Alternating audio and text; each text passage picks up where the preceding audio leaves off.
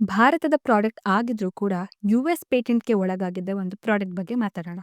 ಭಾರತನ land of spices ಅಂತ ಕರೀತಾರೆ. ಅಂದ್ರೆ ಮಸಾಲ ಪದಾರ್ಥಗಳಿಗೆ ಹೆಸರುವಾಸಿಯಾಗಿರುವಂತ ಭೂಮಿ ನಮ್ಮ ಭಾರತ ಅಂತ.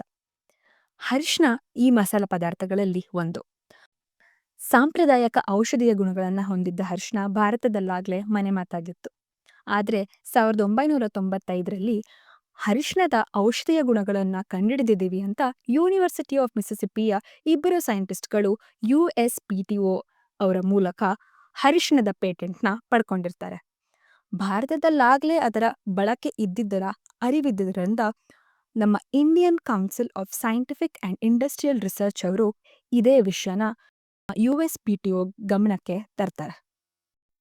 ಭಾರತ ಸರ್ಕಾರದ ಒತ್ತಾಯದ ಮೇರೆಗೆ 1997ರಲ್ಲಿ ಯುಎಸ್‌ಪಿಟಿಒ ಅರಿಶಿಣದ ಪೇಟೆಂಟ್‌ನ ಕೈಬಿಡುತ್ತೆ.